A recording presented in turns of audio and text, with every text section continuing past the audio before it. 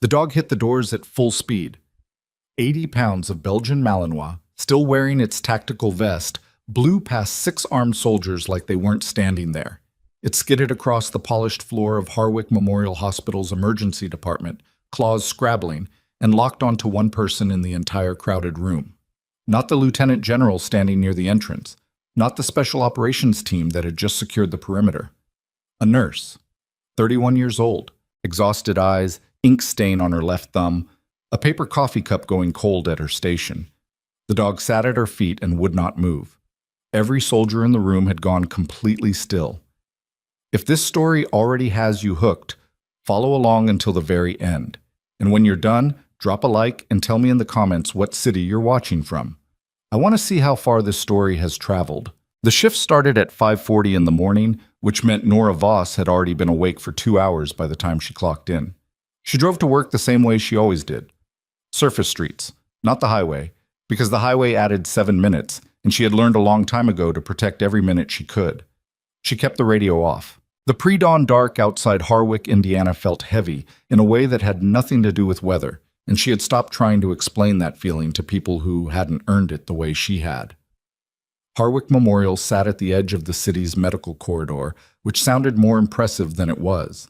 The corridor was 3 hospitals and a diagnostics lab, sandwiched between a commercial strip and a residential grid that had seen better decades. Harwick Memorial was the middle hospital, not the prestige one, not the charity one, the functional one, the one where actual volume came through.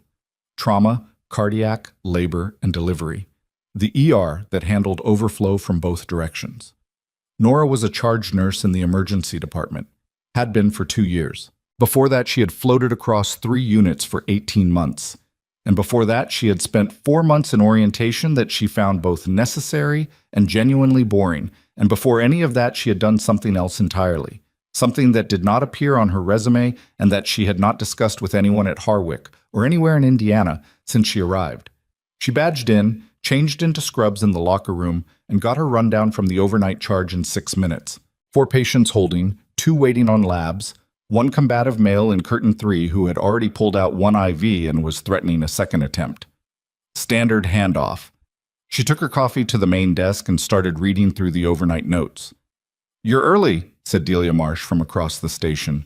Delia was a tech who had been at Harwick for 11 years and had the particular tiredness of someone who had seen too many people cycle through and stop caring.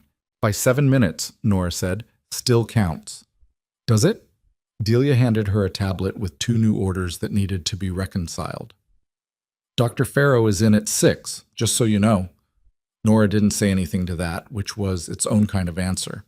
Dr. Marcus Farrow was the attending physician who made her job measurably harder every time he was on shift. He was not incompetent. That would have been easier to navigate. He was competent and fully aware of it, which made him the specific variety of difficult that believed confidence and condescension were the same quality. He had a habit of modifying nursing orders without notification, of talking over nurses during handoffs to residents, and of treating the charge desk like a place where his paperwork lived rather than a workspace that belonged to someone else. He had been at Harwick for 9 years. He had a file with HR that had been reviewed twice and resolved both times in ways that changed nothing. He referred to Nora, in front of staff, as the quiet one, which was meant to communicate that she was unremarkable. She had decided early on that letting him think that was strategically useful. At 5:58, Farrow came through the department doors, still loosening his tie, already talking. "What are we dealing with in 3? 42-year-old male, intoxication, and a laceration on the left forearm from broken glass," Nora said. "He's pulled 1 IV. I've got him on vitals every 15 until he settles. Switch to 20. He's stable." Farrow picked up the tablet she'd been working from without asking. "And I need someone to call radiology about the Hendricks chest film." "Where is that?" "Pending. I flagged it at midnight per the overnight note." "Flag it again." "It's already flagged." He looked at her the way people look at furniture that's been moved slightly. "Then follow up." She picked up her phone and called radiology while he was still standing there, got the tech on the line, confirmed the film was queued for 6:15, hung up, and said, 6:15. Farrow nodded like she'd confirmed something he already knew and walked toward the attending room without another word. Delia appeared at Nora's elbow. "You know, normal people get irritated." I'm irritated, Nora said. I'm just quiet about it. The morning moved the way mornings do in emergency medicine. Not slow, not fast, but with the constant low-level pressure of things that needed to happen in sequence without enough hands to do them cleanly. Nora managed 4 patient handoffs, reconciled 2 medication discrepancies, helped a second-year resident named Pollard talk through a difficult family conversation about a DNR order, and dealt with the combative patient in curtain 3, who had calmed significantly once someone thought to ask whether he was frightened rather than just aggressive. He was. He was very frightened. He'd been drinking because he'd gotten a phone call 3 days ago and hadn't slept since. His sister. His daughter was the one who'd brought him in. Nora sat with him for 6 minutes longer than the schedule allowed. She didn't tell him everything would be fine because she didn't know that, and he would know she was performing if she said it. She told him that he was in the right place and that the morning was going to be manageable, which were things she could actually confirm. When she came back to the desk, Farrow was standing there with a look she had learned to read as the prelude to something she wasn't going to like. "How long were you in 3? "Long enough to get his BP down without a second medication intervention," she said. "I need you at the desk, not doing patient relations." "Nursing is patient relations. Nursing is clinical care," he said, and his voice had the particular flatness that meant he was making a point he intended to be final. "We have a department to run. If you're going to be charged, act like it." She did not say anything. "I need the Hendricks chart updated, and I need the 0700 board cleared before rounds." "I heard you," she said. He held her gaze for a moment, then turned and walked away. Delia, from 3 feet behind Nora, made a face that communicated several things at once. Nora updated the Hendricks chart, cleared the board, and put the experience away in the same place she put everything like it. Somewhere she could access if she needed to, but didn't have to look it directly. At 6:47, the lights in the ambulance bay flashed twice, the signal for an incoming trauma with advance notification.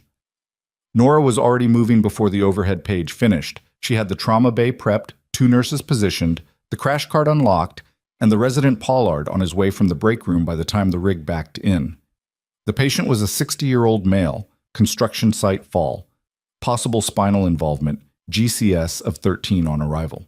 The paramedics gave their handoff in motion, and Nora absorbed it in pieces, cross-referencing against what she could see. Skin color, respiratory pattern, the way his hands weren't moving the way hands should when someone is conscious and reasonably intact. "Cervical immobilization is good," she said to Pollard quietly. "Watch the left side. His left hand isn't tracking." Pollard looked, saw it, adjusted his assessment accordingly, and asked for a neurological consult that turned out to be exactly the right call. Farrow came in after the patient was stabilized and took over the attending role from Pollard with the smooth efficiency of someone who was good at their job and wanted the credit to be clear. He ordered the same consult Nora had already arranged, framed it as his own assessment, and received a nod from the trauma fellow. She didn't correct it. There was no upside. When the bay cleared, Pollard found her at the medication cart. He was quiet for a moment, the quiet of someone deciding whether to say something. Then he said, "You saw the left hand before I did. You would have caught it. Not as fast." A pause. "Thank you." She looked at him directly. He was 28, maybe 29, still in the part of his training where he was genuinely trying to be good rather than just trying to survive. She recognized that stage. She had been there herself, though in a different context, in a different uniform. "You're a good resident," she said. "Don't let this department teach you to defer when you're right." He nodded, like that landed somewhere real. It was 8:19 when Nora first heard the helicopters. She was at the main desk reconciling orders when the sound hit. Not one, a pair of them, and they were low. Much lower than any medical transport. She moved to the window that faced the west lot and saw 2 black UH-72s coming in over the tree line, not circling the helipad but orbiting the entire building, slow and deliberate, the way aircraft move when they're establishing a perimeter rather than looking for a landing zone. Military markings, not civilian medevac. "Delia," Nora's voice stayed level. "Get me the security desk." "What's—" "Now, please." Delia reached for the phone. Nora was already moving toward the department entrance, pulling on a second layer of situational awareness she had spent 5 years trying to convince herself she didn't need anymore. The main entrance doors opened before she reached them. 6 men came through.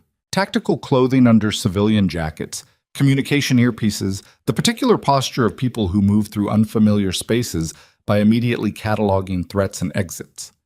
She recognized the configuration before she consciously identified what she was recognizing. 4-man protective element, 2 command positions. Not law enforcement, not federal security. Something older and less officially visible. Behind them, a man in a pressed uniform with 3 stars on his collar. She stopped moving. He was in his mid-60s, gray at the temples, and he walked through the emergency department the way senior officers walk through spaces, not arrogantly, but with a settled certainty about where he was going and what he intended to do when he got there. He was looking at her. She had not moved, and he was looking directly at her, which meant someone had already told him where she would be. Then the door behind the tactical element opened a second time, and a Belgian Malinois in a full tactical vest came through at a dead run. The dog had been working. You could see it in the way it moved, not the casual trot of an animal on a leash, but the controlled, purposeful movement of a working animal that had a directive. It ignored the soldiers, ignored the civilian staff who backed away from it, ignored the general and his protective element. It hit the ER floor at full speed, claws on tile, and found her in 3 seconds. It sat down at her feet. It did not bark.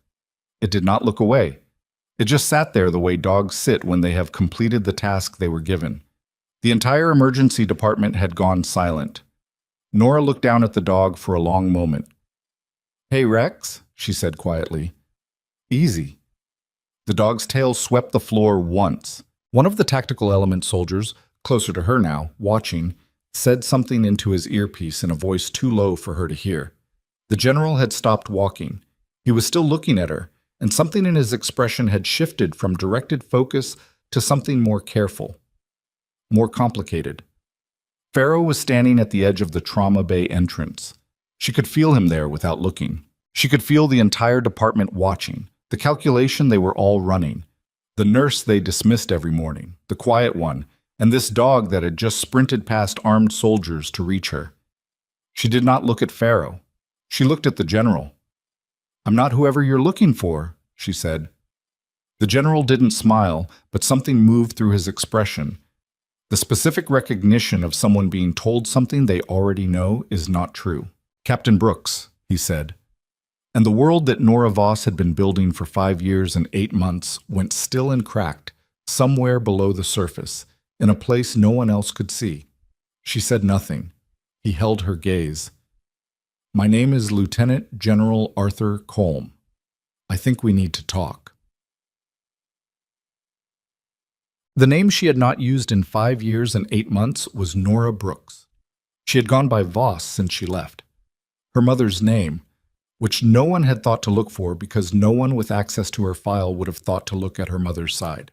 She had been careful. She had been methodical. She had done everything right, and she had built a small, functional life in Harwick, Indiana, which was not a city that invited scrutiny from anyone. It had taken them longer than she expected, or maybe exactly as long as she expected, which was why she had never fully stopped watching the West Lot in the early morning. She did not have a choice about what happened next, which was the thing that made her chest tighten in the specific way she had trained herself to breathe through. "Whatever you need from me," she said, voice even. "This isn't the place to discuss it." "Agreed," General Colm said. He glanced at the room, the patients, the staff, the sheer public visibility of the situation. "We have a room in your administration wing. Security has been informed." "You contacted my administration. Your administrator was cooperative." She absorbed that. Of course they had. Of course the administration of Harwick Memorial had been cooperative when the United States Army called, because that was the kind of institution this was. Compliant at the top, indifferent in the middle, brutal to the people at the bottom. She looked at Rex, who had not moved. "He remembers you," Colm said. "He's trained to track. It's not personal. He was given your old scent profile. He's been running verification searches for 4 months." That was more information than she had expected him to volunteer. She filed it away. "Give me 20 minutes to hand off the department," she said. Colm nodded. 20 minutes. She turned back toward the desk without rushing, because rushing would have meant something, and she was not prepared to mean anything in front of 30 people who were still watching her. Delia met her at the station with an expression that fell somewhere between concern and pure disbelief. "Nora, what is—" "I need you to cover the board until shift change," Nora said. "Pollard can cover clinical. He's ready for it." "Who are those men?" "Government." She began the handoff notes. "I'll explain when I can." "Will you?" She paused, pen in hand. Delia had been at this hospital for 11 years. She was good at her job, and she was one of the few people here who had ever been straightforwardly kind to Nora without needing anything back. "I'll try," Nora said, which was the most honest answer she had. She was halfway through the handoff when Pharaoh appeared. He had regrouped. She could tell because his posture had shifted back into the register he used when he was in control of situations, or believed he was. "What's going on?" he said. "Who authorized military personnel in my department?" "General Cullum is coordinating with your administration," Nora said, not looking up from the handoff notes. "You'd need to speak with Harwick's director." "I'm speaking with you." "I'm doing a handoff." "You're disrupting this department," he said, and his voice had dropped into the range he used when he intended to be authoritative without being loud. "Whatever this is, whoever these people are, you do not bring operational interference into my ER." She stopped writing. She looked up at him. There was a moment, 2 seconds, maybe 3, where she made a decision about what to say and how to say it, and the decision she made was to say nothing at all, because nothing she could say right now would be worth the cost of saying it. She finished the handoff notes, logged out of the system, and walked toward the administration corridor. Pharaoh said something behind her. She didn't hear the words, which was fine. The conference room on the 3rd floor smelled like recycled air and old coffee, which Nora found briefly reassuring because it meant the military didn't control this part of the building. 2 members of the general's tactical element were outside the door. Inside, Cullum, a woman in civilian clothes with an intelligence designation on her badge that Nora recognized the format of, and 2 men she hadn't seen before who had the specific look of people whose job it was to be in the room and not be noticed. Rex had come with them. He was sitting beside the chair they gestured toward. Nora sat. "I want to know how you found me," she said. It wasn't the most important question, but it was the first one, and the answer would tell her what the second one needed to be. "A financial transaction," the woman said. Her name, per her badge, was Lena Vark. 18 months ago, your vehicle registration renewal matched a flag on a secondary search profile. It took time to verify. Because Voss is a dead end. It was. Vark set a folder on the table. Until the Mercer situation. Nora kept her face neutral. The folder sat there like a held breath. "Captain," Cullum started. "I'm not a captain anymore," she said. "I haven't been for 5 years." "We're aware of the circumstances of your separation," Vark said. "That's why we're here." Nora looked at her. "Then you know why I'm not interested in whatever you're about to ask." "We know why you believe that." Vark pushed the folder across the table. "We're here because the situation has changed." Nora did not open the folder. "The situation that ended my career, destroyed my unit's operational credibility, and put a classified designation on my personnel file that made me professionally invisible for 5 years." "Yes." "That situation?" "Yes." She looked at General Cullum. He had the expression of a man who had done difficult things before and had not stopped being bothered by them, which she noted because it was different from the expression of the men who had given her orders the last time she was in a room like this. 14 people survived an extraction in Basra because of your actions, Cullum said. The official record doesn't reflect that. The unofficial record does. Both records are why you're sitting here. I know what I did. So do we. Now. The weight of that, the specific weight of 5 years and the word now, landed somewhere in her sternum and sat there. She pulled the folder toward her. The top page was a photograph. She recognized the location. It wasn't a place she had expected to see in a folder in Indiana. Below the photograph, a surveillance report. Below that, an incident transcript that bore a date stamp from 11 days ago. She looked up. Where did you get this? It was flagged by NSA traffic analysis 3 weeks ago. The methodology matches documented battlefield protocols from Operation Clear Harbor. Vark's voice was precise and uninflected. Specifically, the modified triage sequencing your unit developed in 2019. The room felt slightly smaller than it had a moment ago. Someone is using your procedures, Cullum said. And 14 days ago, a military intelligence officer was shot while investigating how those procedures were acquired. Nora set the folder down. She looked at Rex, who was watching her with the patient focus of an animal that had been trained to wait. Outside the conference room windows, she could still hear the helicopters. Not as loud now, but present, orbiting. She thought about the 5 years she had spent building distance from this, the morning shifts and the handoff notes, and the particular exhaustion of being invisible by choice. And she thought about the 14 people who were alive because of something she had done and never been allowed to say. Who trained the person behind the attack? She said. Vark and Cullum exchanged a look that she caught and catalogued. That's part of what we need you to help us understand, Vark said. Nora was quiet for a long moment. Then from somewhere below the emergency department, somewhere in the trauma bay, the overhead alarm began to sound. Not a drill tone, not a scheduled test. The flat, continuous blare of a mass casualty activation. Nora was already standing before the echo of the first second faded. "How many ambulances are in your convoy?" she asked. "None," Cullum said, rising from his chair. "We came by air." She was already at the door. The hallway outside was moving. Staff, controlled panic, the specific kinetic energy of a hospital that had just received a code it wasn't prepared for. One of Cullum's soldiers spoke into his earpiece and looked at her with an expression that had changed in a way she recognized. Something had happened outside.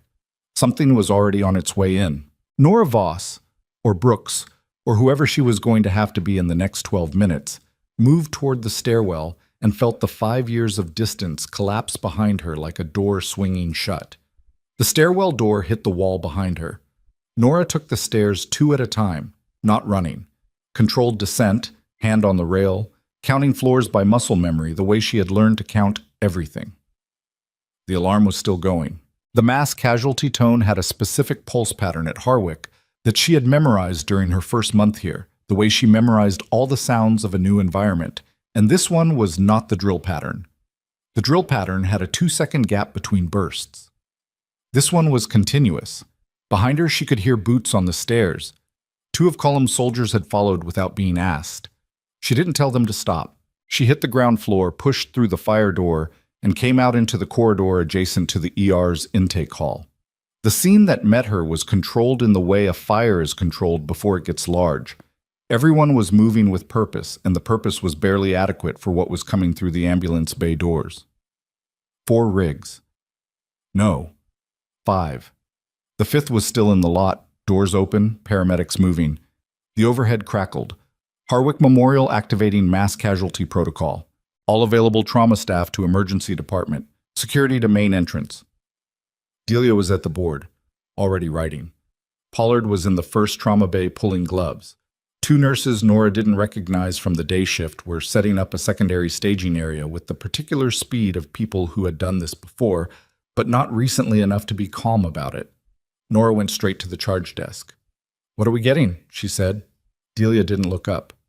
9 confirmed coming in. Possible more. Someone said a vehicle hit a military convoy staging at Red Brick Avenue. IED, they're saying. Who's saying? The paramedic on Rig 2. He said it like he'd seen it before. Nora absorbed that. Red Brick Avenue was 4 blocks from the hospital, which was why they were the receiving facility. A vehicle IED against a military convoy in downtown Harwick, Indiana, on the same morning that 2 military helicopters and a 3-star general had arrived at this hospital was not a coincidence that required analysis. She had stopped believing in that kind of coincidence a long time ago. She pulled gloves from the box at the desk. Cullum came through the corridor fire door 30 seconds behind her. He moved to her left without getting in the way, which she noted. Experienced officers knew how to enter a space without disrupting it. "The convoy," she said without turning. "Was it yours?" "Advanced security element," he said. 8 personnel. "Are any of them yours?" She meant from the tactical element currently inside the hospital. "No, road team only." She looked at the intake doors. The first rig was backing in. Then someone knew you were coming. A pause. Yes. Someone who knew your movement schedule. That's the working assumption. And they hit your convoy 4 blocks from the hospital you were traveling to. She snapped the second glove. That's not an ambush. That's a message. Cullum didn't answer, which meant she was right. The first patients came through the doors. Blast injuries have a particular presentation that is different from anything else she had ever treated. Not because the wounds themselves are necessarily more severe than other trauma, but because the pattern of injury across a single incident is so varied that you cannot rely on what you learned from the last patient to inform what you're looking at in the next one. Primary blast, secondary fragmentation, tertiary displacement, quaternary burns, and the psychological overlay of combat shock that presents differently in trained military personnel than in civilians because they have been conditioned to suppress the signals that tell the body to stop functioning. She had learned this in a different context. She used it now. The first patient was a male in his late 20s, Army insignia on the tattered sleeve, primary blast to the left side. Tympanic membrane almost certainly ruptured based on the way he wasn't tracking sound. She got him to Bay 1 with Pollard and gave a verbal handoff in 14 seconds. She moved. Second patient, female, probable concussive injury, secondary fragmentation to the right arm, conscious and angry about it in the way soldiers get angry when they feel their body is failing them. Nora caught her arm before she tried to sit up. "You're going to lie flat," Nora said. "I'm not asking." The soldier looked at her for a moment, recalibrating. Then she lay flat. Third patient was not military. He was a civilian male, 60s, who had apparently been near the staging area when the device detonated. He was in worse shape than most of the military personnel. Civilian bodies don't carry the physiological conditioning, and the protective gear differential was significant. His BP was dropping. "Bay 3, Nora said, "and I need Dr. Farrow."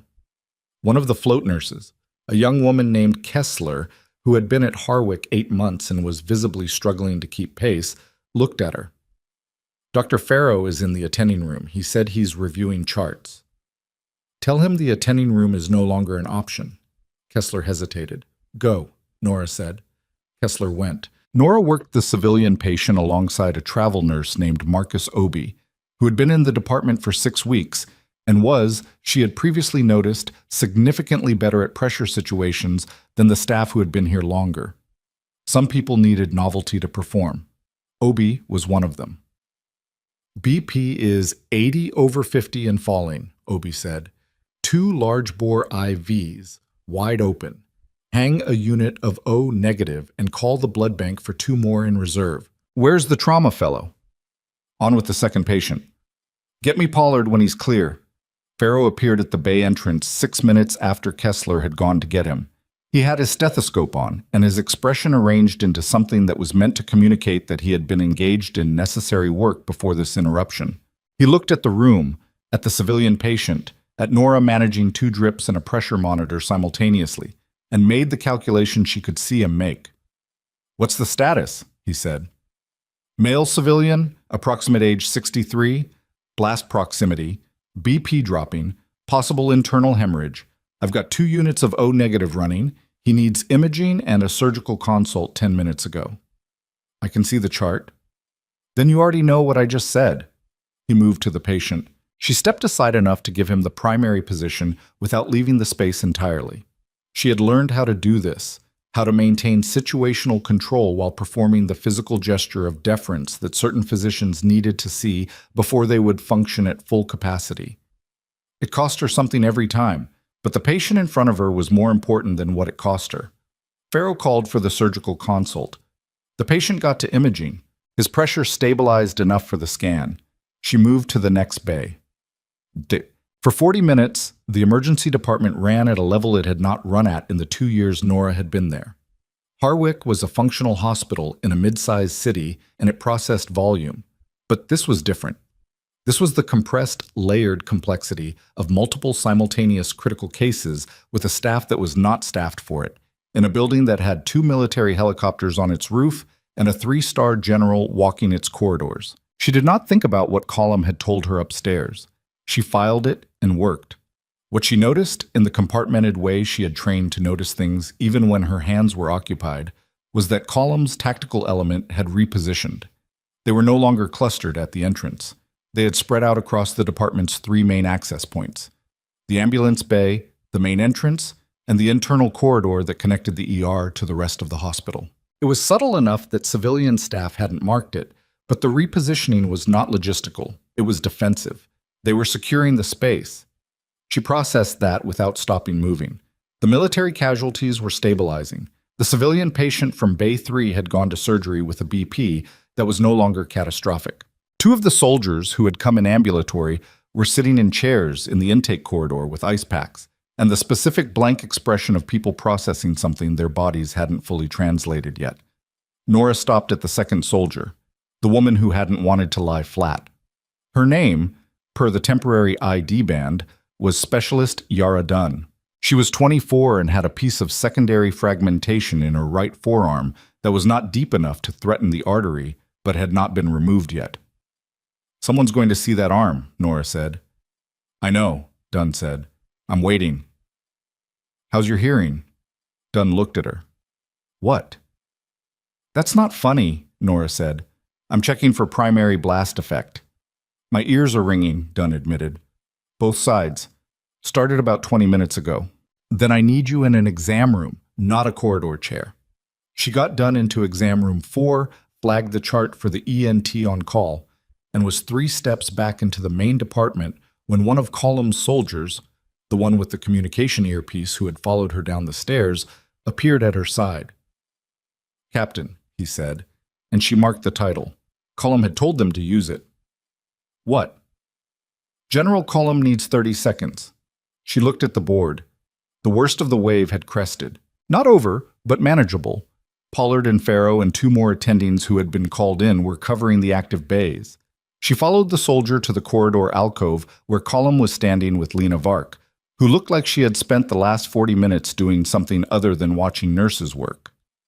"The device used on the convoy," Vark said without preamble, "was command detonated. Someone with line of sight triggered it. From inside the hospital perimeter? We don't know yet. The geometry suggests north building or adjacent parking." "The north building is patient overflow and administrative offices," Nora said. "Who has access?" "Staff, long-term patients, visiting physicians." Nora looked at the corridor behind Column. "You said someone knew your movement schedule." "Yes." "Who knew you were coming to this hospital specifically?" Vark and Column exchanged another look. This one lasted longer than the previous ones had. "Our movement plan was filed through Joint Operations," Column said. "Classified routing." "How classified?"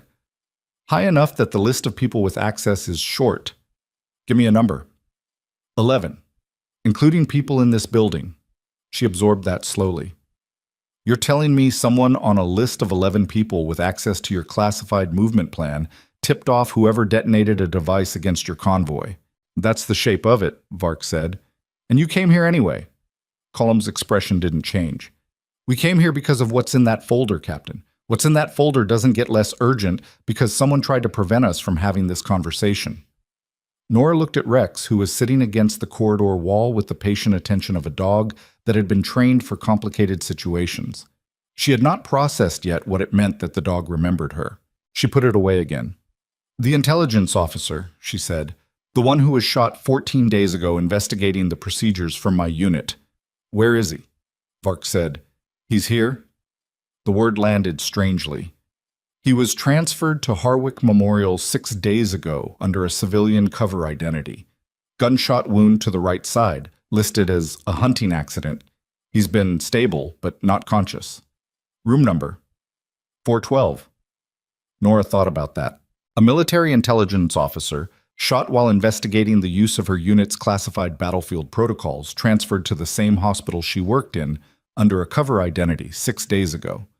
While she had been running morning shifts and reconciling medication orders and arguing with Farrow about how long she spent with patients. "Does he know I'm here?" she said. "He requested you," Vark said. "By name.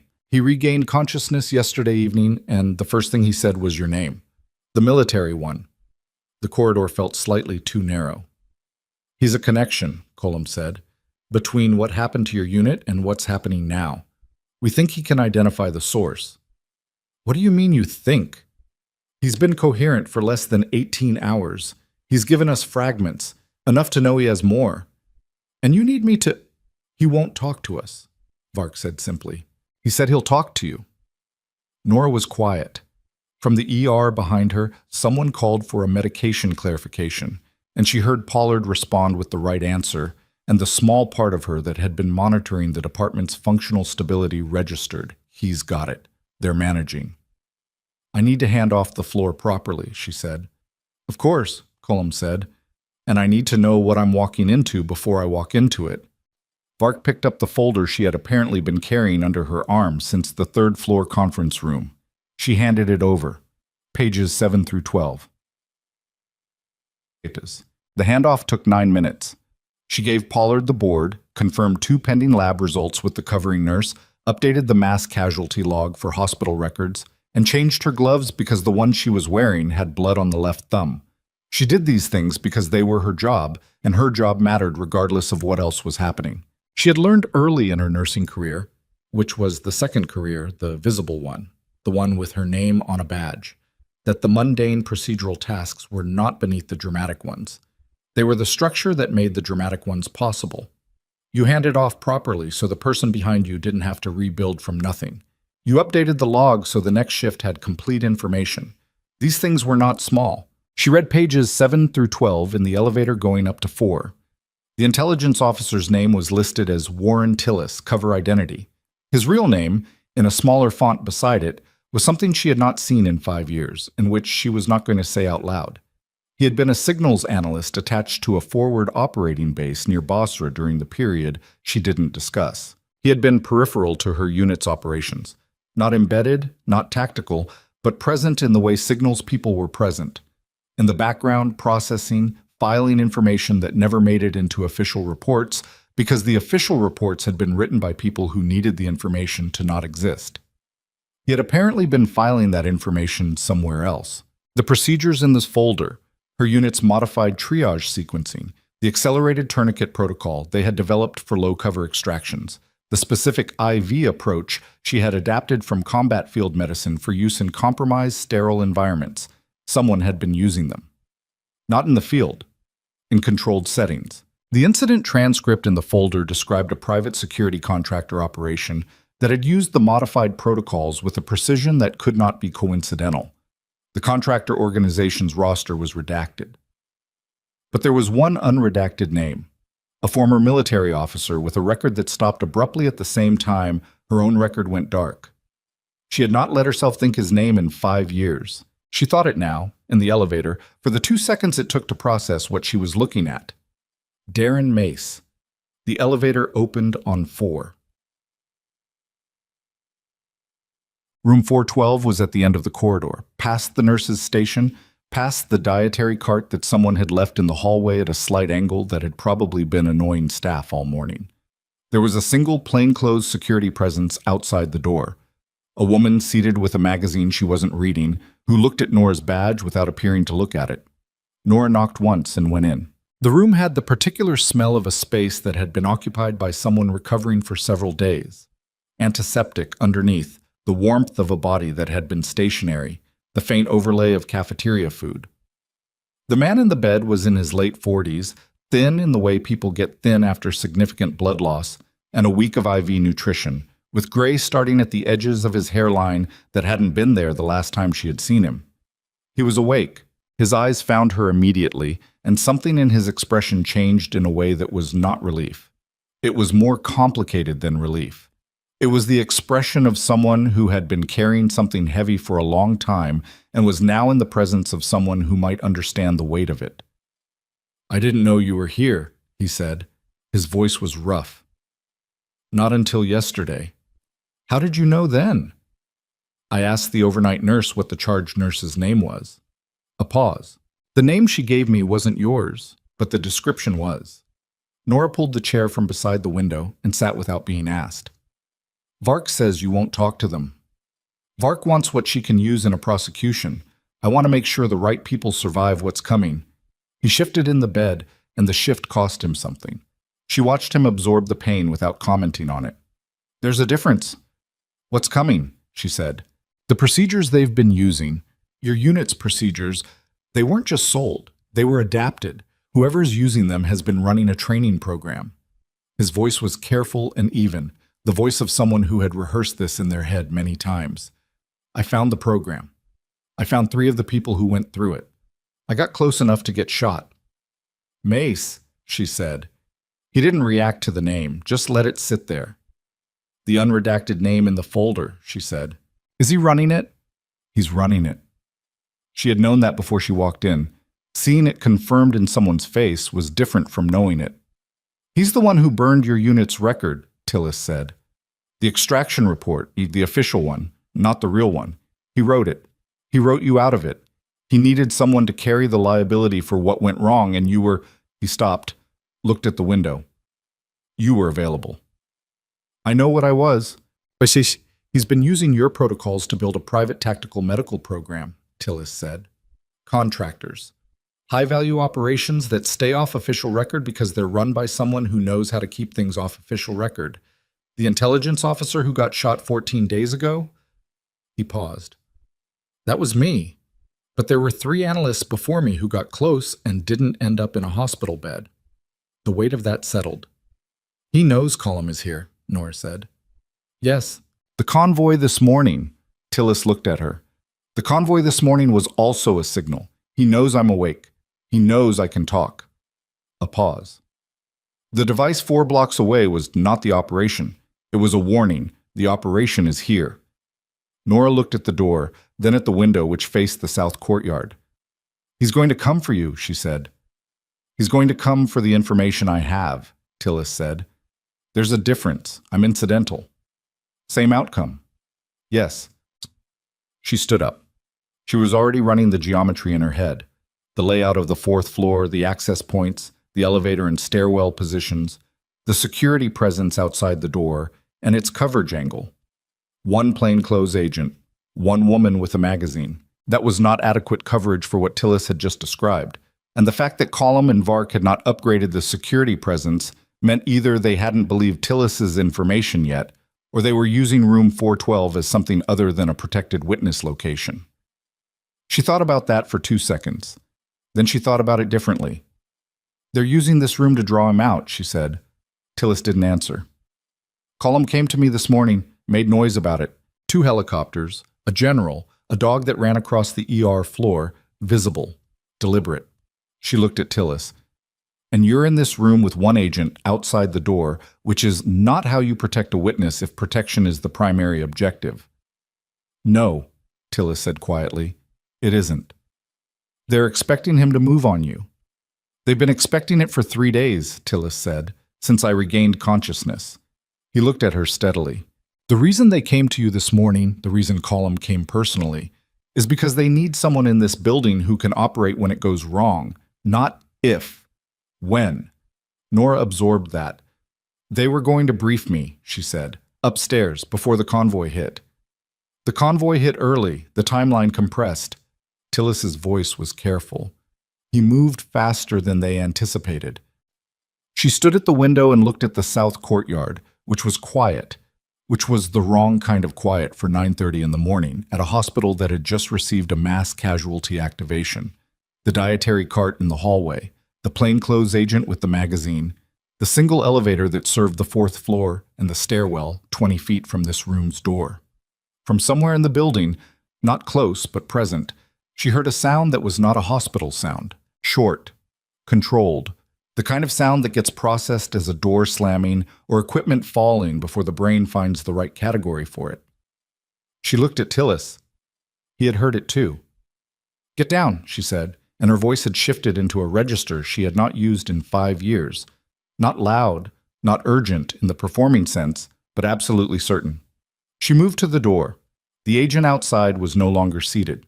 The magazine was on the floor, and the agent was against the corridor wall with her weapon drawn, looking in the direction of the stairwell, and Nora could see from the set of her shoulders and the angle of her head that she was already too far out of position for what was about to come through that stairwell door. Down the corridor, the door handle moved. Nora had no weapon. She was a charge nurse in a hospital in Indiana, and she had spent 5 years making sure that was all she was. The door opened, and the man who walked through it was wearing federal agent credentials around his neck and carrying a weapon he had not drawn yet, and he looked, at first glance, in a corridor, in a hospital, like exactly what he appeared to be. Nora had learned a long time ago that the first glance was the most dangerous thing in any room. His eyes swept the corridor in the specific pattern of someone who had trained the sweep rather than developed it naturally. Left-right ceiling, not the pattern law enforcement taught, but the one tactical entry units taught. He clocked the agent by the wall, registered Nora in the doorway, and made the micro-calculation she could see him make. She was a nurse. She was in a doorway. She was nothing. She let him think that for the 1 second it cost her.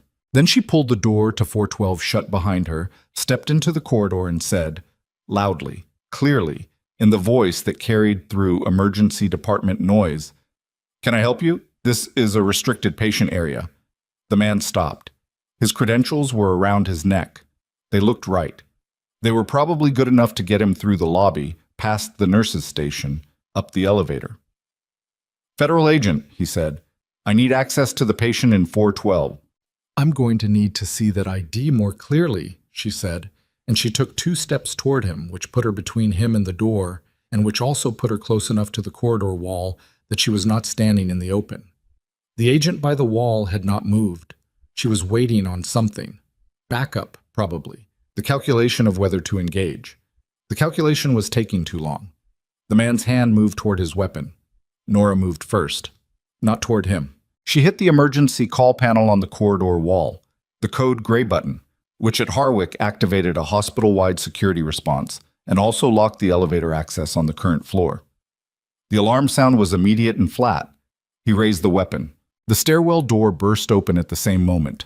Not more of them, not his people. Call them soldiers, 2 of them, who had been positioned inside the stairwell in the specific place she had not been told about, and the man with the federal credentials had a fraction of a second to make a decision about whether the nurse in the doorway had just outmaneuvered him entirely. She had. He ran, back through the stairwell door before column soldiers could close the gap. Footsteps on concrete, the sound of someone moving down rather than up, which meant he was not done. He was going somewhere. She already knew where. Below her, 3 floors down, the emergency department was still running. Pollard was at the board. Farrow was covering bays. Delia was at the desk. And the mass casualty log was still open on the charge computer, with every military patient's room assignment documented and visible to anyone who had access to the nursing system. She was already running for the stairwell. She hit the stairwell at full speed and went down. 1 floor, 2. The sound of the man ahead of her was somewhere below. Not far, but far enough that she couldn't close the gap with running alone. She wasn't trying to catch him. She was trying to get to the ER before he did, which was a different problem with a different solution, and the solution required her to be faster than someone who had a head start and a weapon and no reason to be careful about the noise he made. She hit the ground floor door and came out into the service corridor behind the main ER, which was the faster route to the charge desk if you knew the hospital's back geometry. She knew it. She had learned it in the first 2 weeks the same way she learned every new building. Exits first, then the paths between exits, then the spaces that connected things that weren't supposed to connect. The main department opened in front of her. "Delia," she said, not loud, cutting across the floor directly to the desk. "Lock the nursing system. Now." Delia looked up from the board. "What?" "The charge computer tool. Lock it. Override the session and kill the access." "I can't just—" "Delia." She put both hands on the desk edge. "Someone just tried to access room 412 with a weapon. He's coming here. Lock the system." Delia's expression went through several things in about 1 second, and then she turned to the keyboard and started the override sequence without asking another question. That was why Nora had trusted her with the handoff. Nora turned to the department. 8 staff visible. 2 of column's soldiers at the ambulance bay entrance. They had repositioned here after the mass casualty wave, which meant they had already been informed through their earpiece network that something was moving. 4 patients still in bays. Pollard in bay 2 with a dressing change. Farrow at the medication cart. She did the geometry. If the man came through the main entrance, the soldiers at the ambulance bay had an angle on him, but not a clean one. There were 2 patients between the entrance and their position. If he came through the internal corridor, he had cover from the column near the entrance to exam room 1, which was currently occupied. She moved to column's nearest soldier, a man she had catalogued earlier as competent based on the way he'd followed her down the stairs without crowding her. "North entrance," she said quietly. "He's going to come through the north entrance. The main doors have too much visibility." The soldier spoke into his earpiece. "How long?" she said. "Backup is 60 seconds out." She looked at the north corridor access. "That's not 60 seconds of coverage." "No," he agreed. He moved toward the north corridor without being asked. His partner broke from the ambulance bay and repositioned to the main entrance. The space between them was not adequate, but it was better than what they'd had. She was still doing the geometry when the north corridor door opened. Not 1 person, 3. The man from the 4th floor came through first, credentials still around his neck. He was not running now. He was moving with the controlled efficiency of someone executing a plan that had shifted but not broken. Behind him, 2 more. Same configuration, same federal credentials, same off-pattern tactical eye sweep that had told her everything she needed to know upstairs. Column soldier stepped into the corridor entrance with his weapon raised. "Federal officer, stop!" The first man didn't stop. He angled left, which put him behind the column, which meant the soldier's draw angle on him was blocked. It was not luck. He had known the column was there. Someone had given him the floor plan. She processed that in half a second and made a decision. "Everyone down!" Her voice hit the department at a volume she hadn't used since a different life. Not a scream. Projection, the kind that carries through noise and shock and freezes the people who aren't trained to ignore it. "Patients, staff, down, behind cover, now!" Pollard dropped without hesitation. Delia went below the desk. 2 nurses went with her. Farrow stood at the medication cart staring. "Farrow," she said sharply. "Floor." He didn't move. He was the specific variety of person who, when confronted with something outside their operational model, locked instead of adapting. She didn't have time to manage him. The first man came out from behind the column, and his weapon was raised now. Not at her, not at the soldiers, but toward the interior corridor access that led to the patient staging area where the military casualties from the convoy were still being held pending transport. He was not here for her. He was not here to eliminate a witness. He was here for the soldiers. The people in her department were not the target. They were the leverage. "Everyone in staging gets moved now," she called to Pollard, who had processed what she was doing from the floor beside Bay 2. He was already moving, low, toward the staging corridor. Good. Column soldiers were in a standoff geometry. The 3 men had spread to cover the room's primary angles, which meant engaging any one of them risked the others, and the patients still in bays were exposure points. The soldiers knew this. The 3 men knew it too. "Put the weapons down," the first man said. He was addressing the soldiers. His voice had the flat authority of someone who had given this particular instruction in other rooms. "This facility is under federal jurisdiction per—" "You're not federal," Nora said. He looked at her. She was standing at the charge desk. She had not gone behind cover. She was standing there because from the charge desk, she had the clearest sight line to the entire department, and because a person standing still and talking in the middle of a weapons standoff is either very brave or very stupid, or has done a calculation that other people in the room haven't finished yet. She had done the calculation. "The credentials are formatted wrong," she said. "The agency code on your identification uses a numbering sequence that changed 18 months ago. Federal law enforcement updated their credentialing system after the Carson Protocol revision." She had read this in the folder. Page 4. She had read it once and it had stayed where things stayed when she put them there.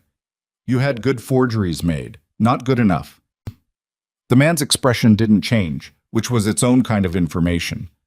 "You were trained to operate in medical environments," she said. "Emergency department layouts, patient access points, mass casualty scenarios." She kept her voice even.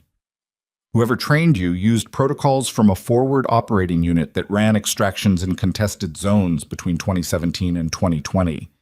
You move like someone who's practiced clearing hospital corridors." Something shifted in his posture. "Not much. Enough." "Mace sent you," she said. The word landed in the room the way words land when they're the right ones. His weapon hand moved, not toward her, a micro-adjustment in the grip, the body responding to the name before the mind authorized a reaction. She had seen that response before in people who had been conditioned to a particular authority. It was involuntary. It confirmed everything she needed confirmed. The stairwell door behind the three men opened. Colum came through it with 4 soldiers at his back, 2 of them carrying rifles in the low ready position, and the geometry of the room shifted entirely in the space of 3 seconds. The 3 men were now covered from 2 directions with no clear egress, and 4 patients in bays they couldn't use as leverage. Without triggering an engagement, they couldn't win with these numbers. The first man looked at Colum, then at Nora. She watched him do the math. "Weapons down," Colum said. His voice was the voice of a man who had given this instruction in worse rooms. "All 3 of you, now." The first man lowered his weapon. The other 2 followed, which told her they were a unit that deferred to him, which told her he was the one with the information worth having. It took 11 minutes to secure the 3 men, clear the department, and get the military patients in staging moved to locked rooms with adequate coverage. 11 minutes was longer than she would have liked and faster than she had expected, given the variables. Pollard was managing the patient side. He was doing it well. She heard him talking to Specialist Dunn through the staging corridor wall, keeping his voice at the specific register that communicated controlled authority without amplifying fear. She had told him once that the tone mattered as much as the content in high-stress patient communication. He had remembered. Barrow had not moved from the medication cart until the weapons were on the floor. She did not have the bandwidth to think about that yet. The department was in the process of being documented as a crime scene, which meant staff were being moved to the ambulance bay and the adjacent intake hall, and the patients in bays were being assessed by Pollard and a second attending who had arrived from the surgical floor. Colum's expanded security element, 12 people now, more than twice the morning contingent, had established a hard perimeter at all 3 ER access points. Nora was at the charge desk, writing the incident sequence from memory into her nursing notes, when Vark appeared beside her. "You made him," Vark said. It wasn't a question. "The credentialing format. Most people wouldn't know that. Most people haven't spent time in the folder you handed me." She kept writing. "The staging corridor. Why did he want the military casualties?" "We think they're leverage," Vark said. "He can't get to Tillis without a distraction that pulls our security off 412. Injured military personnel give him something to trade. He was going to take hostages. That's our assessment." She set the pen down. "Which means Tillis has information that Mace is willing to expose his people for. Whatever Tillis knows, it's not just about the procedures." Vark was quiet for a moment in the specific way of someone deciding how much to say. "Tillis recovered a financial network," she said finally. 11 months of transactions. The training program Mace has been running generated significant revenue from contractors operating in 3 conflict zones. If that documentation reaches the right people, it doesn't just end the program. It ends everyone connected to it. How many people? Enough that Mace doesn't have a quiet option anymore. Eliminating Tillis buys him time. Not much, but some. Nora looked at the department around her. The staff in the ambulance bay, the patients being managed by people she had trained alongside for 2 years. The board on the wall with the cases she had been running since 5:40 in the morning. "He's not done," she said. "No. 3 people and a failed hostage attempt isn't his operation. It's a probe." She picked up the pen again. "He's assessing what we have." Vark didn't confirm it. She didn't deny it either. Nora finished the incident sequence, logged it, and was about to stand when Delia appeared from the ambulance bay entrance with an expression that she had not seen on Delia in 2 years of shared shifts. Not fear exactly, but the close neighbor of it. "There's a man," Delia said. "Outside. He's been standing in the south courtyard for about 8 minutes, and security just flagged him on camera. He came in through the visitor entrance 40 minutes ago. What does he look like?"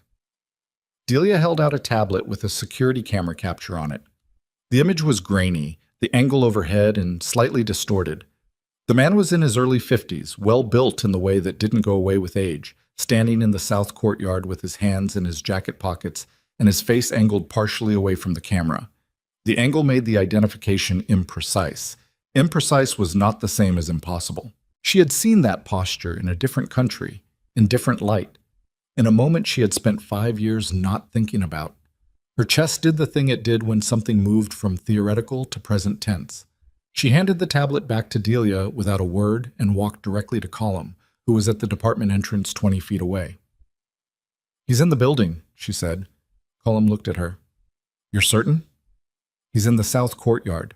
He walked himself in through the visitor entrance. She looked at the general steadily. "He's not running the operation from outside. He came himself." Colum was already reaching for his earpiece. "Don't pull everyone to the courtyard," she said quickly. He stopped. "That's what he wants. He's visible because he wants you to reposition. If you pull coverage from 412 to respond to a sighting in the courtyard," she let the sentence finish itself. Colum's jaw set. He understood. "He's splitting your response," she said. "The courtyard is the feint. Wherever his next people are, they're already inside. We swept the building at 0600. He had until now to get people in." She looked at the security camera feed on the wall monitor behind the desk. The system cycled through 8 feeds in rotation, and on the 3rd rotation she saw what she was looking for. 4th floor, east corridor. A figure in hospital scrubs moving with the wrong kind of purpose toward the nurse's station outside room 412. She grabbed Colum's arm. He looked at the monitor. The figure in scrubs reached the nurse's station, said something to the nurse on duty, and the nurse turned to access the computer. And in the 2 seconds the nurse's back was turned, the figure moved past the station toward the room at the end of the corridor. Nora was already running. Behind her she heard Colum's voice into his earpiece, sharp, controlled, the voice of someone giving orders that couldn't be wrong. She heard boots on the floor behind her and didn't look back to count them. The elevator was too slow. She hit the stairwell. 3 floors. She took them the way she had learned to take stairs in a country she had never officially been in a situation that had officially never happened, burning through the distance without burning through the energy she was going to need at the top. She hit the 4th floor door. The corridor was wrong. The nurse who should have been at the station was not at the station. The chair was pushed back at the angle of someone who had moved fast. The security agent, the woman who had been outside 412 with the magazine, was on the floor at the end of the corridor, conscious, pressing both hands to her right side. Not dead. Shot. The door to room 412 was open. Nora moved down the corridor at a controlled run, not looking at the agent on the floor because the agent on the floor was alive, and the person in the room might not be in 60 more seconds. She came through the door. Tillis was in the bed. He was alive. He was conscious, which was worse in a way because his eyes were tracking the man standing at the foot of his bed, and tracking means you can see what's happening to you. The man at the foot of the bed turned. He was 52 years old, and he had aged the way certain people age when they've spent decades in compressed, high-stakes environments, not soft, not worn down, but consolidated. Everything extraneous removed. What remained was efficient in the specific way that made her chest tighten again, not with fear, but with something colder. Darren Mace looked at her the way he had looked at her the last time she had seen him, across a different kind of room, in a different country, with the particular expression of a man who has already written the ending of a situation and is waiting for everyone else to catch up. "Nora," he said, like she was someone he'd been expecting. She stopped in the doorway. She had no weapon. Mace had one. Holstered, she noted, still holstered, which meant he had not made the decision yet. Behind him, Tillis was watching her with the careful stillness of someone trying not to be the reason a situation escalates. "You look tired," Mace said. "Indiana suits you, I suppose." She did not say anything. "I wanted to come myself," he said. "It seemed right, given everything." He tilted his head slightly. "Do you know what Tillis has been telling them?" "Yes." "Then you know it doesn't change anything." "It changes everything," she said. He almost smiled. "It didn't reach anything." "You think documentation stops this. You always thought the right evidence in the right hands." He paused. "That's not how this works. You know that. You knew it in Basra." "I knew a lot of things in Basra," she said. "I knew you wrote me out of the extraction report. I knew you needed someone to carry the liability, and I was available." She kept her voice flat and specific. "I knew 14 people were alive because of decisions I made, and you filed a report that said I had compromised the mission." "Necessary," he said simply. "For you." For the program. The program that kept running. The program that... He stopped. You never understood the scale. I understood the people, she said. That was always the difference between us. Something moved in his expression. Not regret. Recalculation. His hand moved toward the holster, and from behind her from the doorway, she heard a sound she recognized without looking. The specific mechanical click of a weapon being made ready, close enough that the geometry was not in Mace's favor. She did not turn around. She watched Mace's hand stop. 4 soldiers, she said. Behind me. The general is probably 30 seconds out. She held his gaze. You're not leaving this room. Mace looked at her for a long moment. His hand stayed where it was. Not on the weapon, not away from it, suspended in the decision. The program, he said quietly. Everything I built. Is over, she said. He looked at Tillis, then back at her, and in his expression she saw the thing she had been waiting to see for 5 years. Not defeat, but the moment when a man understands that the ending he planned is not the ending that's coming. Then his hand moved, not toward the holster, toward his jacket pocket. She had 1 second to decide whether the pocket was a weapon or something else, and she made the decision based on his eyes, which were not the eyes of a man about to shoot his way out of a 4th-floor hospital room. They were the eyes of a man who had a different exit prepared. Don't, she said sharply. His hand came out of the pocket. A phone. Small, black, a thumb moving to the screen. A dead man's switch. A remote trigger. Something that didn't require him to leave the room or survive the next 60 seconds to activate. She crossed the room in 3 steps. She hit his wrist before the thumb made contact with the screen. Not a strike, a grab, fingers around the joint, leveraging the angle the way you leverage a joint when you need compliance without damage, because damage takes time, and she did not have time. The phone went sideways. Mace's body followed the wrist because the alternative was a break, and his free hand came up, not toward her, toward the phone, because the phone was the objective, not her. She got there first. The phone hit the floor and she put her foot on it, and for 2 seconds the room held at that specific tension where everything depends on a single decision by a single person, and she watched Mace make the calculation across his face with the clarity of someone who had nothing left to hide behind. The soldiers came through the door. Mace didn't fight it. He went still in the particular way of people who have identified the moment when resistance costs more than it recovers, and Column's people had him against the wall and cuffed before Nora had time to step back from the phone on the floor. She stood there for a moment, foot still on the device, breathing. You okay? One of the soldiers, the competent one from the stairwell, whose name she still didn't know, was looking at her from 2 feet away.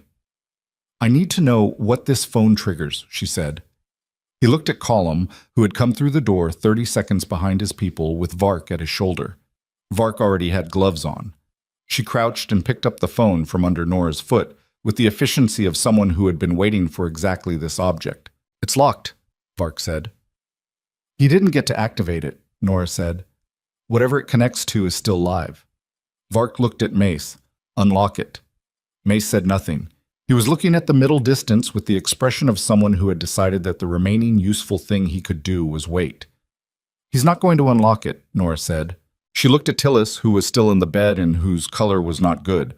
The effort of the last 10 minutes had cost him, and his breathing was elevated in a way that concerned her on a clinical level she hadn't fully addressed yet. Tillis, the financial network, the documentation you recovered. Where is it? Tillis looked at her. His voice came out rougher than before. Server, encrypted, 12-digit key. Is the key in your head or somewhere physical? My head. Then you need to still have a head in 6 hours. She looked at the soldier. I need a physician in this room. Now. Not in 5 minutes. Now. The soldier moved. She crossed to Tillis and put 2 fingers on his wrist.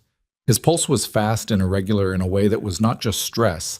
His body was doing something it wasn't supposed to be doing after a week of post-operative recovery and a morning that would have been difficult for someone who hadn't been shot recently. How's your pain? She said. Manageable. On a real scale.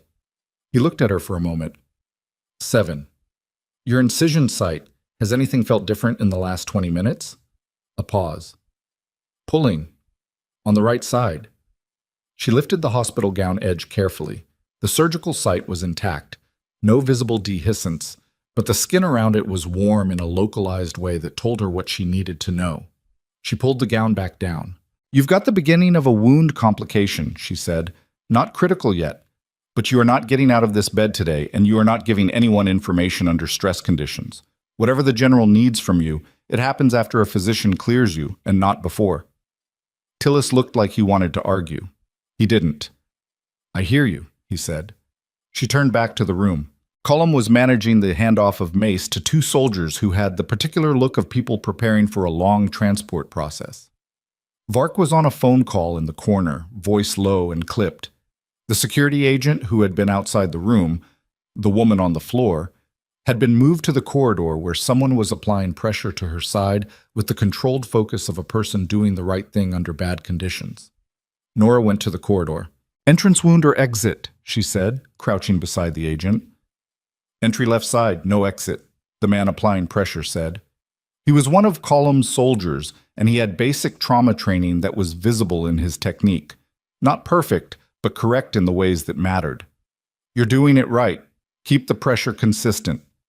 She looked at the agent's face, conscious, pale, breathing fast but not in the ineffective way. "What's your name?" "Simone," the agent said. "Simone, I need you to stay as still as you can. We're going to get you down to the surgical team in the next few minutes. The pain is going to feel worse when the adrenaline drops.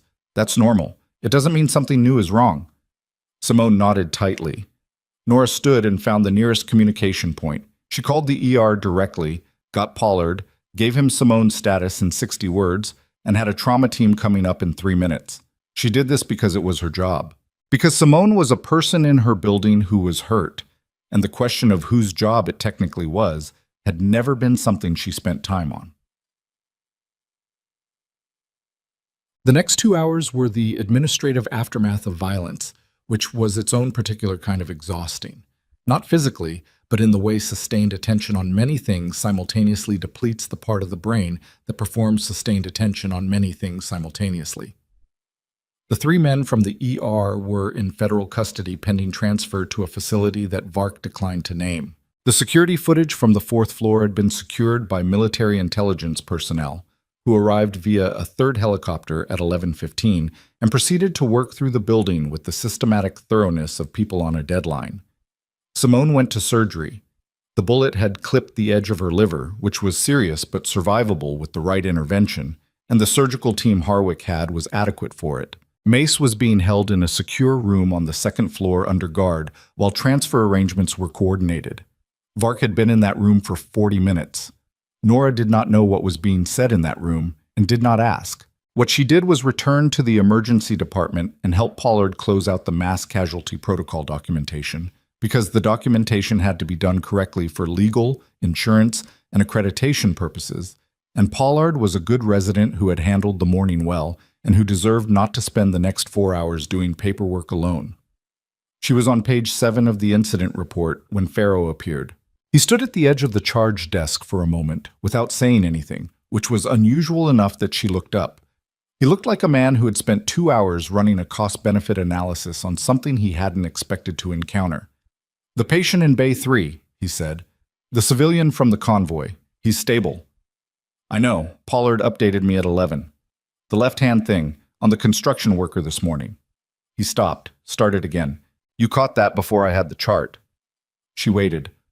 "I'm not going to—" He stopped again. He was not a man built for this kind of sentence.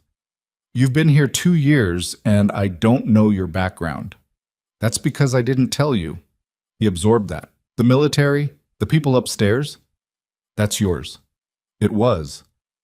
Is it still? She thought about that more seriously than the question probably warranted. "I don't know yet." He nodded, which was not the dismissal nod he used when he was ending conversations he found inconvenient. It was something more like acknowledgement. Coming from Farrow, that was the distance between 0 and something measurable. He walked back toward the attending room. She returned to page 7. Vark found her at 1:15. She had moved from the incident report to the task of updating the military patient's charts, which needed to reflect the morning's events in a way that was medically accurate without incorporating classified details, a documentation exercise that required more precision than it probably looked like from the outside. Mace isn't talking, Vark said. She sat down without being invited, which Nora had stopped noting because Vark did everything without waiting to be invited, and it was more efficient to accept it as her operating mode. Not about the phone trigger, not about the network, not about the contractors. His lawyer arrived 20 minutes ago. How fast did the lawyer arrive? 48 minutes from the arrest? That's a retained lawyer on standby, Nora said. He came here expecting to be arrested. Or expecting the possibility. What's in the phone? We've got a technical team working the lock. It'll take time. Vark folded her hands on the desk edge. Tillis's documentation is the cleaner path. He's being assessed by the surgical team now. If his condition allows, give him tonight, Nora said. Don't push him for the key tonight. His wound site is inflamed and he's been under sustained stress for 6 hours. You push him tonight and he degrades faster, and then you have neither the information nor the witness. Vark looked at her for a moment. You're protective of him. I'm clinical about him, Nora said. There's a difference. Vark accepted that. The 3 men from the ER, the one who led the group, his name is Terrence Volk, former Army, dishonorably discharged in 2021. He was in Mace's program from the early period. A pause. He's talking. Nora looked up. Not everything, Vark said, but enough to confirm the shape of what Tillis told you. The training program, the contractors, the 3 conflict zones. Volk was an instructor. He trained 22 people over 18 months, using my unit's protocols. Specifically, your triage sequencing and the modified IV approach. He said, Vark paused, and the pause had a specific quality. He said the program documentation referred to the protocols as the Brooks method. The room was quiet for a moment. Nora had not expected that. She had expected theft, appropriation, use without credit, those things she had spent 5 years making peace with in the way you make peace with things that you can't change. She had not expected to find her name attached to something she had never agreed to, in documents she had never seen, in a program that had been used for purposes she did not know and had not sanctioned. He named them, she said, in internal documentation, not externally. She thought about what that meant. Her name preserved inside the architecture of something she had been excluded from. Her work used and labeled and built upon, while her official record said she had compromised the mission that produced it. That's going to matter, Vark said carefully, for the evidentiary case. The internal naming means there's documentation that attributes the methodology to you, which contradicts the official separation record. Which Mace wrote. Miss Nora set her pen down. She had been holding it for the last 30 seconds without writing anything.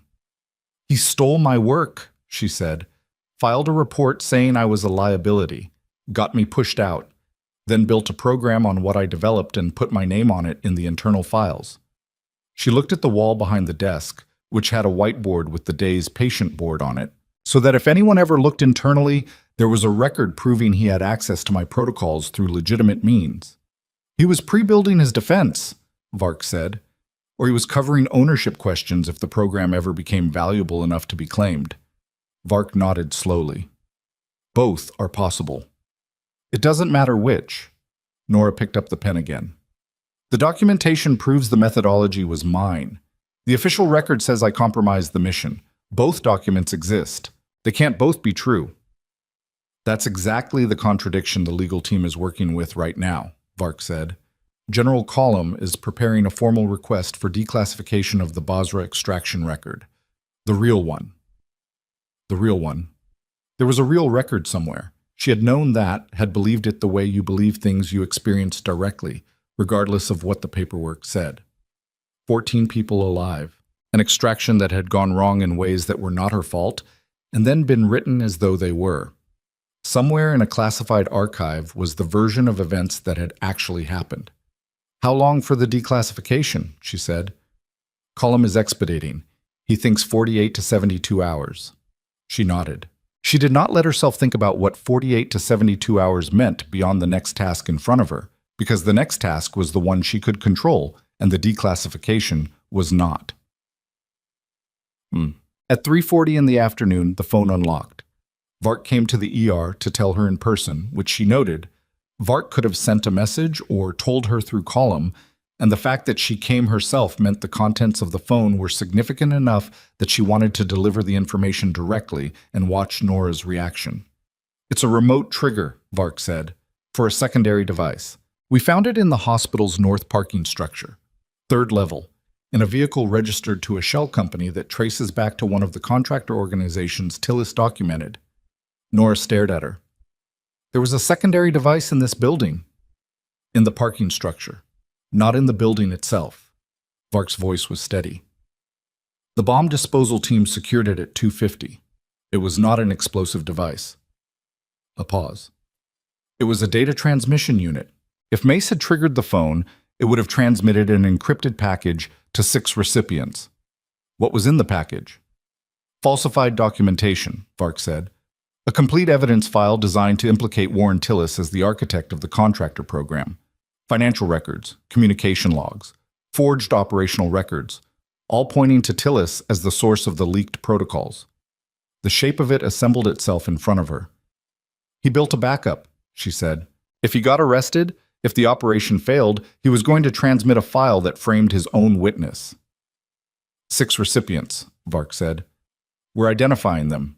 At least 2 are journalists with national security beats. One appears to be a congressional staff member.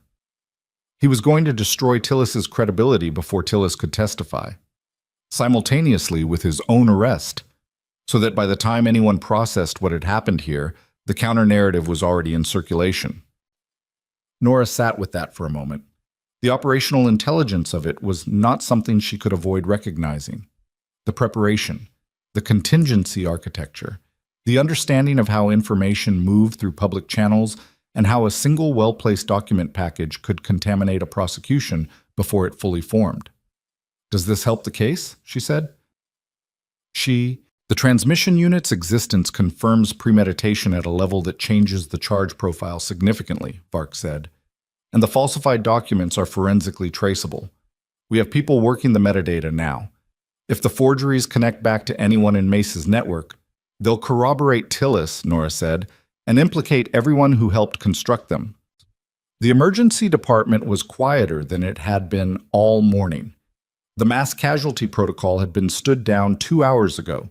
The military patients were being transferred to a secure medical facility with appropriate escort, and the regular volume of a Tuesday afternoon was beginning to reassemble itself in the waiting room.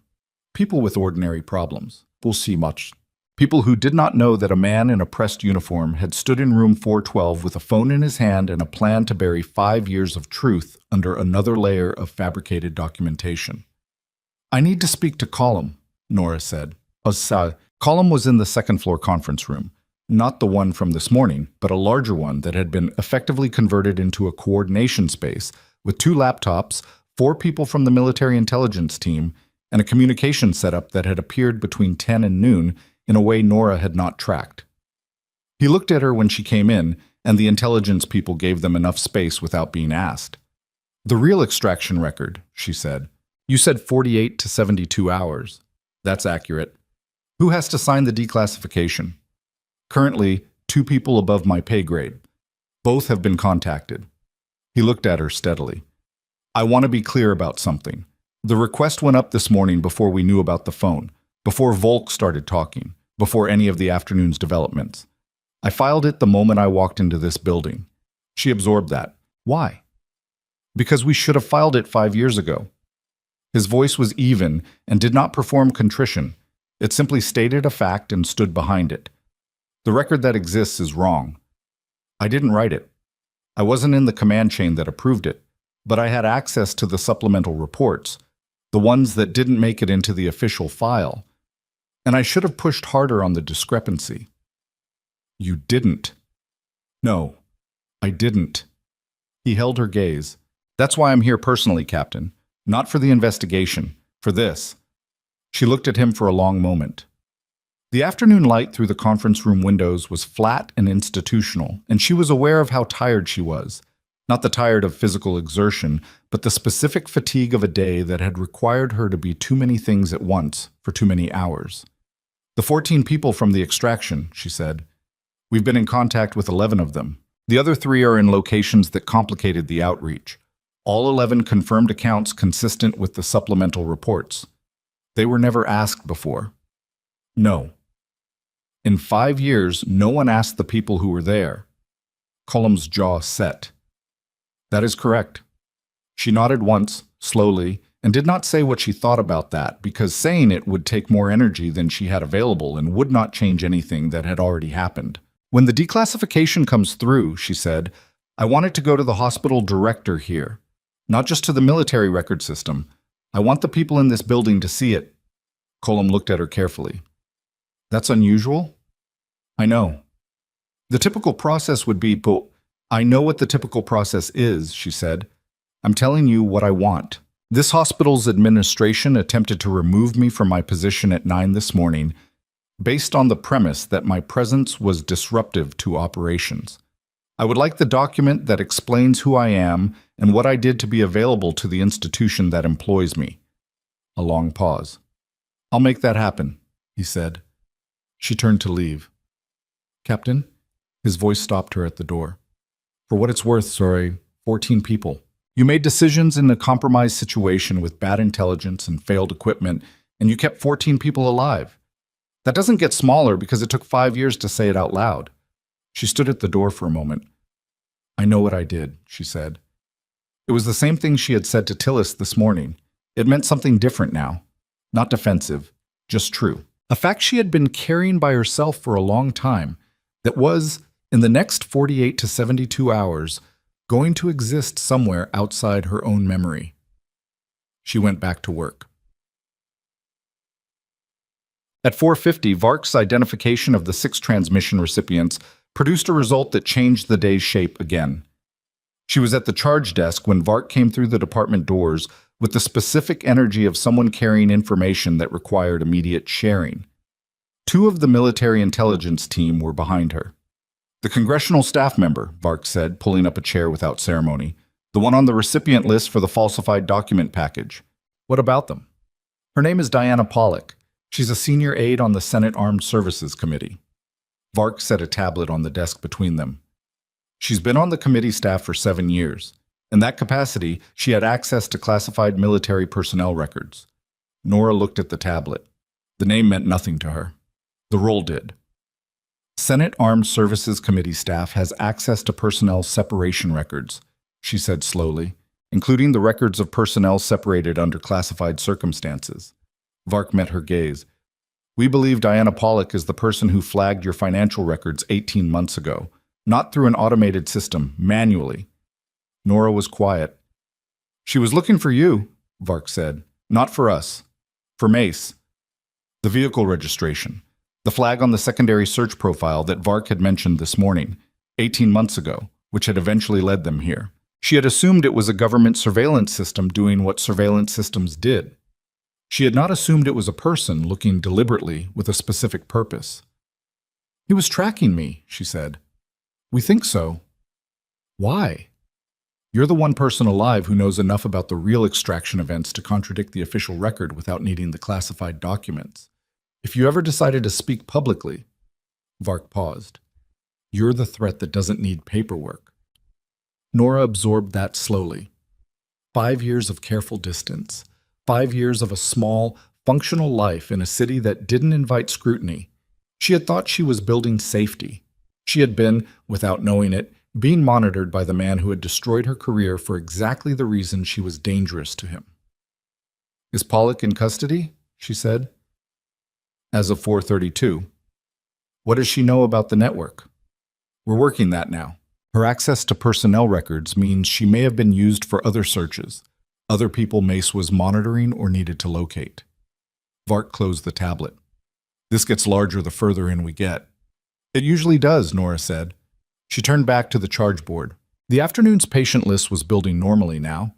Chest pain in room 2, a pediatric asthma case in the treatment area, an elderly woman in room 4 who had come in for a fall and needed more careful assessment than the triage note suggested. Regular medicine, the kind she had been doing for 2 years while being monitored by a man she had tried to forget.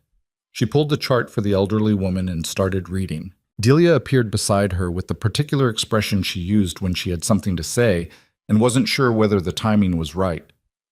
"The hospital director was up here," Delia said. "Halverson, about an hour ago." "I know, he spoke to General Colum." "He looked," Delia searched for the word, "uncomfortable." "He probably is." "He asked me if you were okay." Nora looked at her. "What did you say?" "I said you were at the desk doing your job." Delia paused, which seemed like the right answer. It was the right answer. It was the most accurate thing anyone could have said about her at that moment, or most moments. And Delia had said it without editorializing, and Nora was grateful for that in a way she didn't have the vocabulary for right now. She went to see the woman in room 4. The woman's name was Bet Harlan, 71 years old, fall in her kitchen, right hip. She was in moderate pain, and she was embarrassed about the pain, which was the particular embarrassment of someone who had been self-sufficient for decades and found the current situation an affront to her own self-image. She had been waiting 40 minutes. "I'm sorry for the wait," Nora said, and she meant it. "Is it always like this?" Bet said, gesturing vaguely at the residual organized chaos of the department. "No," Nora said. "Today was unusual." She did the assessment. The hip needed imaging. The presentation was consistent with a fracture. She ordered the X-ray and came back to explain what they were looking for and what the next steps would be. And she did this with the same attention she would have given Bet on a quiet Tuesday with no military personnel in the building, because Bet Harlan's hip hurt and she was embarrassed and she had come to a hospital because she needed help, and that was the whole of the job. She was finishing the imaging order when Pollard appeared in the doorway. His expression was the expression of someone who had been doing a competent job all day and had just encountered something that exceeded his current frame of reference.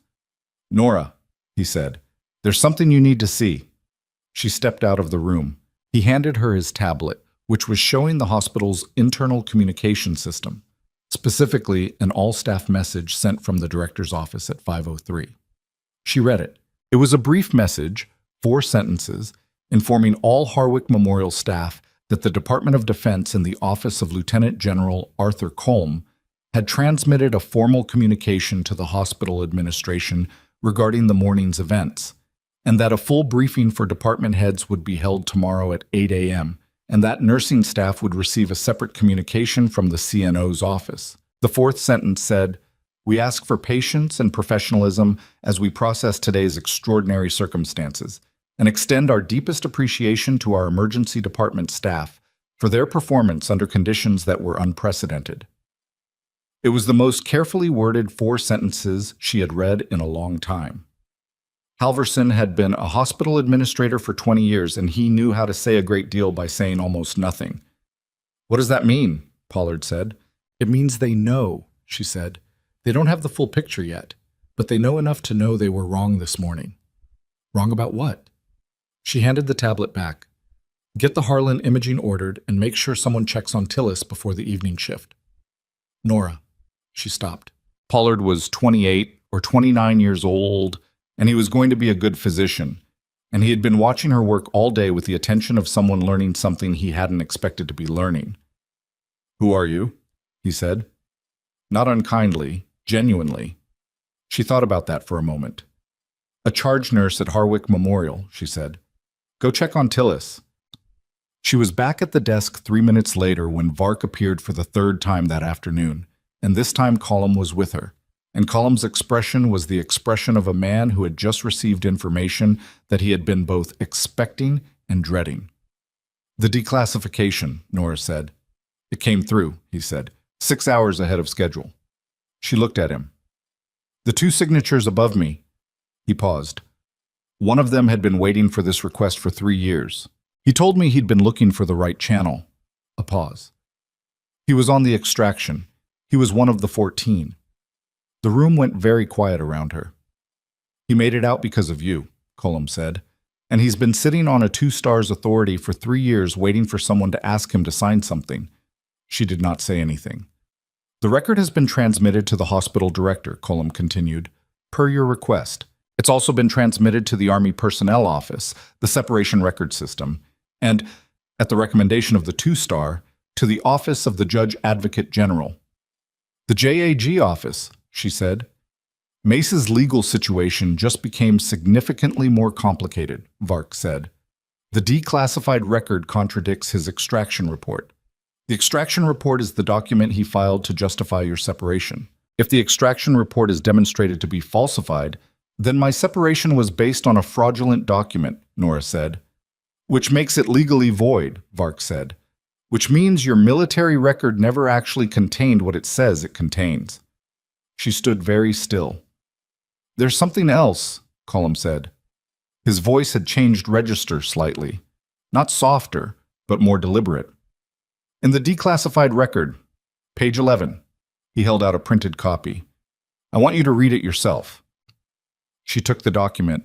Page 11 was a supplemental field report dated 6 years ago, 1 month before the extraction, not after it. The report had been filed by the unit's second-in-command, not by Mace, and it had been classified immediately upon filing at a level that had kept it out of every subsequent official review. It was a field assessment of the extraction team's medical protocols, written before the extraction had occurred, recommending formal adoption of the modified triage sequencing developed by the unit's senior combat medic. It named her. Not the unit's medical personnel. Not a reference number. Her name, her rank, a 3-paragraph description of the specific procedural innovations she had developed and the rationale for recommending them to higher command. It was dated before any of this had happened. It was proof, not of the extraction, not of her conduct under fire, but of something more precise and more damaging to Mace's architecture of lies, that her work had been formally recognized inside the system before he had the opportunity to erase her from it. He hadn't just stolen her protocols and put her name on them in internal documents as a legal hedge. He had known, from the beginning, that what she had developed was valuable enough to be worth taking. She set the document down on the desk. He planned it before, she said, before the extraction. He was already positioning. That's the legal team's writ, Vark said. The extraction wasn't an opportunity he exploited. The extraction was, at least in part, a situation he allowed to develop because it gave him a vehicle. The weight of that was different from everything else that had landed today. Heavier. Specific in a way that was personal before it was anything else. She had spent 5 years believing she had been convenient. A tool of opportunity. Available, as she had said to Tillis this morning. She had been targeted. I want the people in this building to understand what's in that document, she said. Her voice was steady. She made sure of that. Not tomorrow at the briefing. Tonight. Colum looked at her. That's within my authority to arrange. Then arrange it. She picked the document back up and read page 11 again, more slowly this time, with the attention she gave things that needed to be fully absorbed before being put somewhere permanent. Farrell walked past the desk on his way to the attending room and stopped when he saw her face. She looked up at him. He looked at the document in her hand, at Colum standing 3 feet away, at the military intelligence personnel who were still working 2 rooms down. Whatever it is, he said quietly, and she recognized that this was Farrow at the limit of his capacity for this kind of conversation, it looks like it matters. It does, she said. He nodded and walked on. She set the document down a second time, and this time she left it on the desk where it was visible, and she went to check on Bet Harlan's imaging results, because Bet Harlan was still waiting, and waiting was its own kind of hard, and the document on the desk was not going anywhere. What she did not know, what none of them knew yet at 5:17 on a Tuesday afternoon in Harwick, Indiana, was that Mace had asked to speak, not to his lawyer, not to Vark, not to Colum. He had asked for her. The message reached her through Colum, relayed by one of the intelligence personnel at 5:22, while she was still holding Bet Harlan's imaging results and processing the fact that the right hip was indeed fractured, a clean break at the femoral neck that would need surgical repair, and a recovery plan, and a conversation with Bet that was going to require the kind of honesty that older patients sometimes found difficult to receive. She finished that conversation first. She told Bet what the image showed, what the surgical process looked like, what recovery typically involved for someone her age and baseline health, and what the realistic timeline was for returning to the kitchen where she had fallen that morning. She did not soften the timeline. She gave Bet the information Bet needed to make real decisions, and she gave it clearly and without the particular condescension that medical staff sometimes mistake for compassion. Betty was quiet for a moment when she finished. "You're very direct," Bet said. "I find it works better. My last doctor used to explain things to me like I was 12. "You're not 12. Betty almost smiled. "No, I'm not." A pause. "Thank you." Nora squeezed her hand once, not the performed comfort gesture, just the actual one, and went back to the corridor. She found Colum waiting. "He asked for you," Colum said. "I know." She had been thinking about it since the message came through. "Does his lawyer know he made the request?" "His lawyer is aware." "Is the lawyer advising against it?" "Strongly." "And Mace is asking anyway." She looked at the corridor wall. "He has something he wants to say to me specifically. Not to you, not to Vark." "That's the shape of it. What does Vark think?"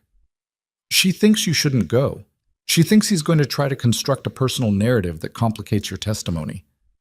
"What do you think?" Colum considered that with the seriousness it deserved. "I think he's a man who spent 5 years monitoring the person he wronged, which means he's been thinking about this conversation for 5 years, and he wants to have it before it becomes impossible." He paused. "I think that's human, in a way that doesn't make it harmless." She nodded. "I want 10 minutes. Alone."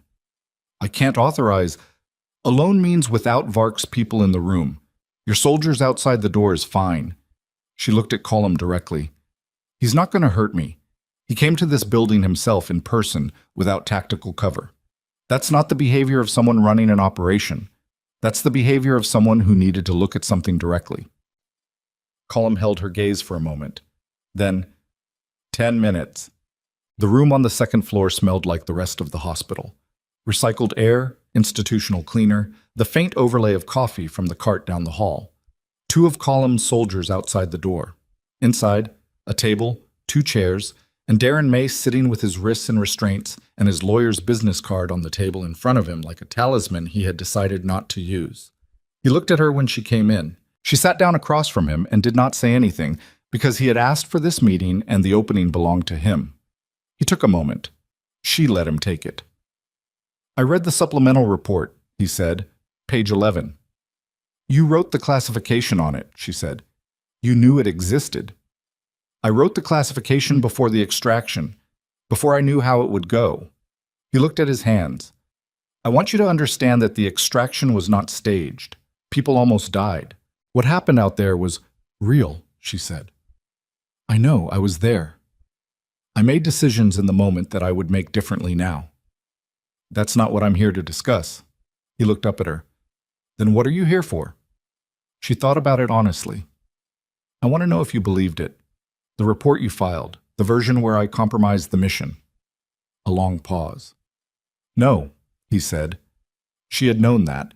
Somewhere below the level of certainty, in the place where things are known before they're confirmed, she had known that for 5 years. Hearing it said plainly in a room in Indiana was different from knowing it. "Then you knew," she said, "from the moment you filed it, that you were destroying the career of someone who had just saved 14 people. He didn't answer. "That's what I needed," she said, and she stood up. "Nora." His voice had something in it she hadn't heard from him before. Not the operational authority, not the constructed confidence of someone who had been running a program for a decade. Something flatter and older. "I built something real. The protocols, the training methodology. It worked. People came home because of it. Contractors came home," she said.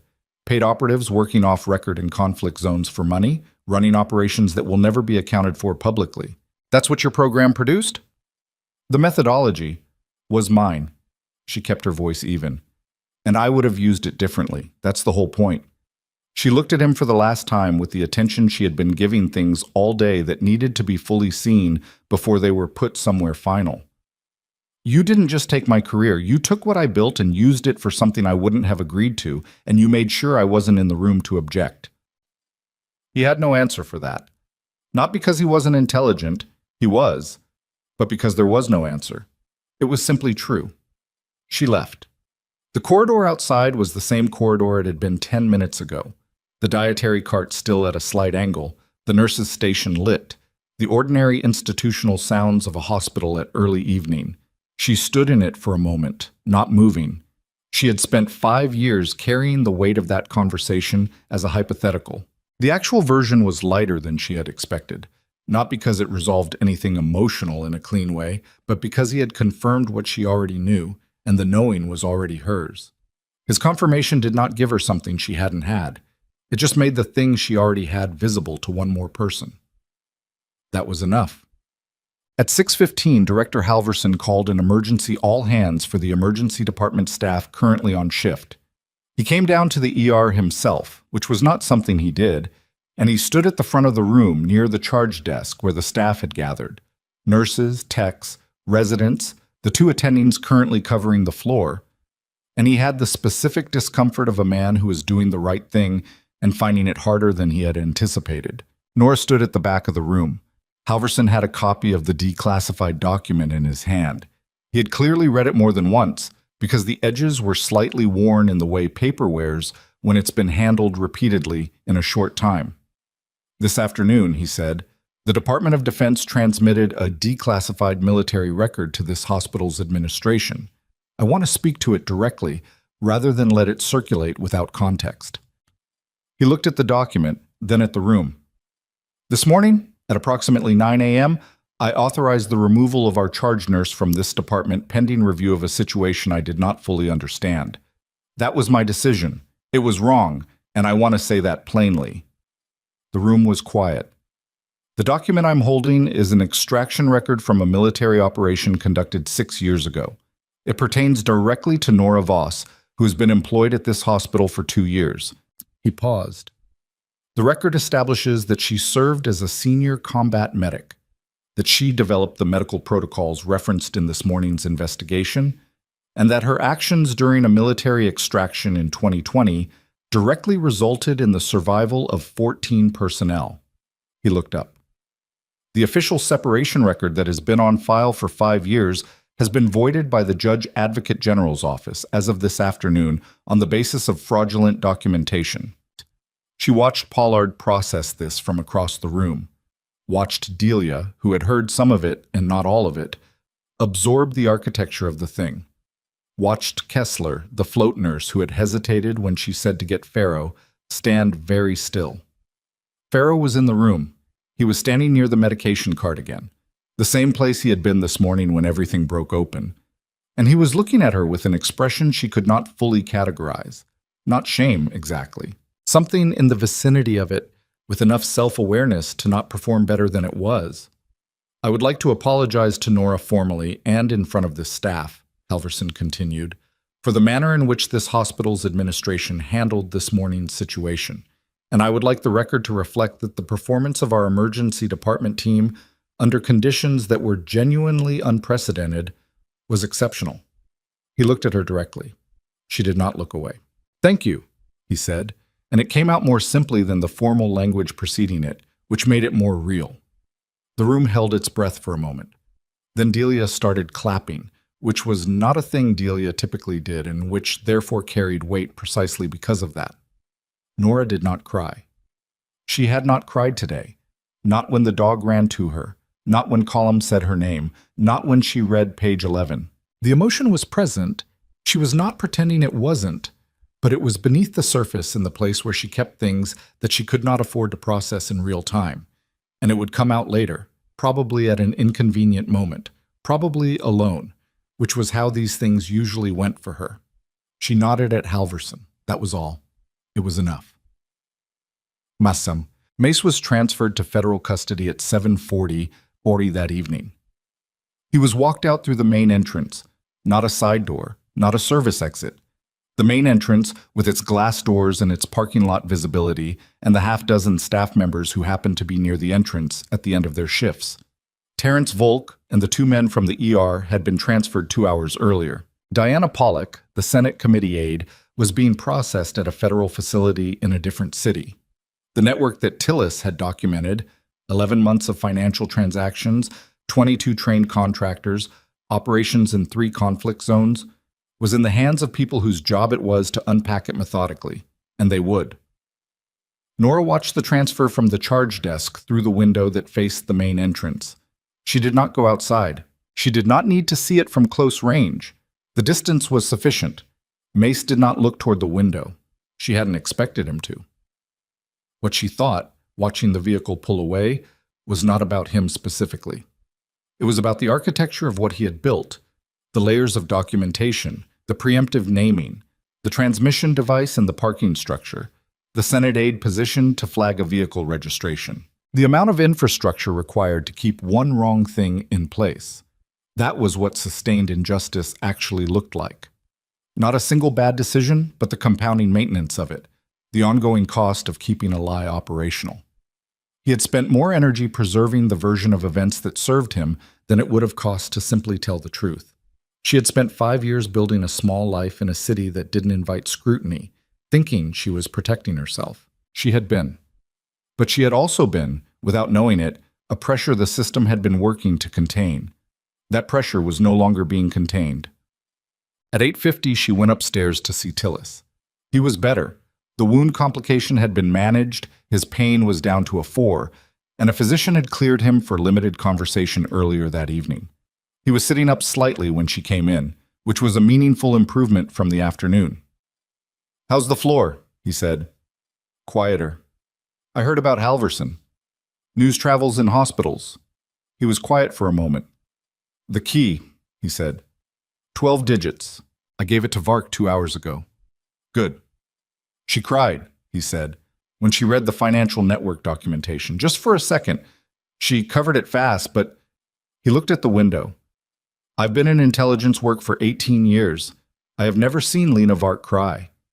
The network is big. It's very big." He looked back at her. "It's going to take 2 years to process everything in those files. Maybe longer." He paused. "But it's there, all of it. It's there." She sat in the chair by the window. The south courtyard below was empty now. The visitor who had stood in it for 8 minutes was in federal custody, the helicopters had departed, the building was returning to itself. "The analyst before me," Tillis said, "the 3 who got close and didn't end up in a hospital room." His voice was careful. "I think about them. I don't want to not think about them." "No," she said. "Does it get easier? Carrying that?" She thought about 14 people, about the weight of them, not as a burden, but as a presence. Something she had carried not because she had to, but because it was right to carry the things that mattered. "It doesn't get lighter," she said. "You just get more accurate about what it is. It's not guilt, it's responsibility. The difference matters." He nodded slowly. "Yeah." "Sleep," she said. "You have a long few months ahead of you." "So do you," he said. She stood. "I know." Cullum found her at 9:30 in the parking lot, sitting on the hood of her car the way she sometimes sat after long shifts when she wasn't ready to drive yet. The night was warm, and the lot was mostly empty, and the hospital behind her was lit and functioning and had, in the last 14 hours, been something other than the place where she quietly worked while being quietly dismissed. "I have a proposal," Cullum said. He stood beside the car without leaning on it, hands in his pockets. Not an order, not a request with rank behind it. A proposal. She looked at him. "The Army is building a joint civilian-military emergency response training program," he said. "The concept has been in development for 3 years. The idea is to develop medical protocols specifically for mass casualty situations that involve both military and civilian infrastructure, hospitals, emergency departments, mixed environments." He paused. "We've been trying to find someone to design the curriculum, someone who understands both sides of that from direct experience." "You're describing my morning," she said. "I'm describing your career," he said. "Both of them." She looked at the hospital building.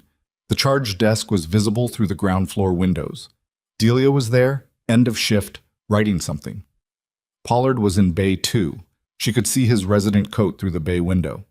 "I'm not leaving Harwick," she said. "The program is designed to be run from existing facilities. We'd need you here, actually. Harwick would be one of the primary training sites." He looked at her steadily. "You'd keep your nursing role. The program development would be structured around your schedule." She was quiet for a long moment. "I spent 5 years making myself small," she said. "Staying out of anything that might draw attention, Not because I was afraid exactly, because it felt like the only safe shape. Colum didn't say anything. I'm not interested in going back to what I was before, she said. Whatever that means, captain, program, military infrastructure. I'm not interested in going back. I know. But a curriculum, she said. Something that trains people to handle exactly what happened today, so that the next time it happens, there are nurses and doctors and medics who know what they're doing without needing someone like me to walk in and... She stopped. That's different. Yes, he said. It is. She looked at the lot, at the ordinary Tuesday night stillness of a parking structure at the edge of the city's medical corridor. I'll think about it, she said. That's all I'm asking. She got off the hood of the car and reached into her bag for her keys. Her hand hit something else first, the printed copy of page 11 that she had put in her bag at the desk and forgotten. She pulled it out, looked at it for a moment in the parking lot light.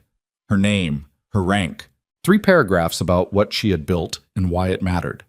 Filed before the extraction, classified immediately, sitting in an archive for 6 years waiting for someone to find the right channel. She folded it and put it back. Rex, she said, where is he now? He'll be transported with the unit tomorrow morning. She nodded. She had known that was the answer. Working dogs didn't get to retire to Indiana with nurses who had spent 5 years being invisible. He did his job, she said. So did you, Colum said. She got in the car. The drive home took 12 minutes on the surface streets. She kept the radio off. The city outside looked like it always looked at this hour.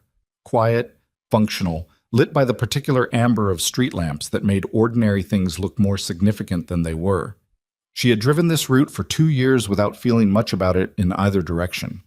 Tonight it felt like something she had earned. The apartment was the same as she had left it before 5 that morning. Coffee cup in the drying rack, a jacket over the chair, the book she'd been reading face down on the table where she'd left it when her alarm went off. She had left it as a person who went by Voss and kept her head down and had built distance from everything she had once been. She came back to it as someone whose name was in a declassified document and on a training methodology and on the lips of 14 people who were alive because of her and whose enemies were in federal custody and whose record was clean and who had a proposal sitting in the back of her mind that she had not decided about yet, but that she suspected she would decide about within the week. She made coffee. It was almost 10 at night, and she made coffee anyway because she was not going to sleep yet, and pretending otherwise was a waste of a cup. She sat at the table with the book she hadn't been reading and the coffee she was drinking, and she thought about what Tillis had asked her, whether it gets easier, whether the weight changes. She thought about the woman in room 4 with the fractured hip, who had said you're very direct, and had received honesty in return, and had been grateful for it. She thought about Pollard on the floor beside Bay 2, dropping without hesitation when she sat down, which meant he trusted her judgment in an emergency without knowing why he should. She thought about Delia, who had said the right true thing to the director and not dressed it up. She thought about Rex running across the floor and sitting at her feet. The people who had tried to make her small had spent considerable resources on it. They had classified documents and trained operatives and Senate aides and dead man switches. And here she was at her kitchen table with a cup of coffee, and they were in federal custody, and the thing they had spent 5 years trying to bury was in the possession of people whose job was to make it public. That was not how the story was supposed to end for someone dismissed, pushed out, written off. That was how the story ended when someone who had been written off refused to become the version of themselves that the people who wrote them off required. She had not done it through confrontation. She had not done it through anger, though the anger was real and had been present all day in the background where she kept it controlled. She had done it by doing the job in front of her, by knowing what she knew and being where she was, and making the decisions that needed making without waiting for permission from people who had already decided she didn't matter. There is a particular kind of strength that doesn't announce itself. It doesn't need an audience. It shows up before sunrise, manages the board, catches the thing someone else missed, sits with the frightened patient for 6 minutes longer than the schedule allows. It carries the weight of what it knows without collapsing under it. It waits, not out of weakness, but out of the understanding that the right moment is not the loudest moment. That kind of strength is not rewarded by the systems that benefit from its silence, but it is, in the end, the thing the systems cannot actually replace. She drank her coffee. She opened the book to the page she'd left off at, though she wasn't sure she was going to read. She looked at the words for a moment, then set it down. She thought about the proposal, about a curriculum, about rooms full of nurses and medics and emergency physicians learning to do what she had done today. Not perfectly, not without cost, but adequately, with the knowledge they needed to be adequate when adequacy was the difference. She thought, yes, she was not going back. But she was done being small. The city outside her window was quiet and ordinary, and genuinely had no idea what had happened in the building 4 blocks from its medical corridor. That was fine. It didn't need to. What mattered was that it happened, that the record was where the record needed to be, that the people who were hurt by the lie were going to be able to point to the truth. The rest was just the work. And she had always known how to do the work.